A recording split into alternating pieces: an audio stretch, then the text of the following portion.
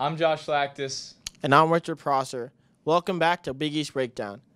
Big East Breakdown is a segment where we analyze all the men's basketball teams in the Big East. We will look at a player breakdown, who to look out for, and how UConn matches up against the teams. This week, we are looking at DePAUL. DePAUL was 5-14 last year and 2-13 in Big East play, with the win in the Big East tournament against Providence. So we're first going to start for the key losses for DePaul. Obviously, the big name is Charlie Moore. He graduated after that last year where he put up 14 points per game as their senior leader, the best player on their team, and he will sorely be missed. Then you have Romeo Weems.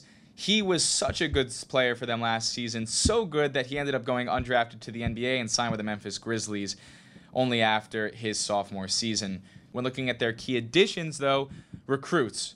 They have the worst recruiting class in the Big East. Their only recruit is Ahmad Bynum. He's a four-star prospect, 90th ranked nationally according to 247, but not a great class overall. Then you look at transfers.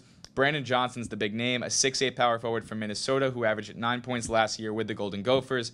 And looking at who the Blue Demons are bringing back this year, you got to start with Javon, Freeman, Liberty. He started all 14 games that he played last year, and he tied for the team leading scoring with Charlie Moore. He's an athletic guard who could play well on both sides of the court. He needs to improve his three-point shooting, however, only shooting 29% from behind the arc. Now to look at how UConn matches up against DePaul. I'd say we match up quite favorably. Last year, UConn was just too much for DePaul to handle on the board, posting two 40-plus rebound games last year.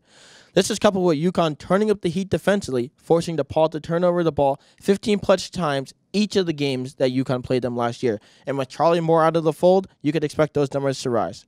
UConn also averaged 5 blocks per game against the Blue Demons last year, which is hoped to be repeated with the returning Husky frontcourt. So that was this week's edition of Big East Breakdowns, but next week, me and Rich are going to be going over Butler.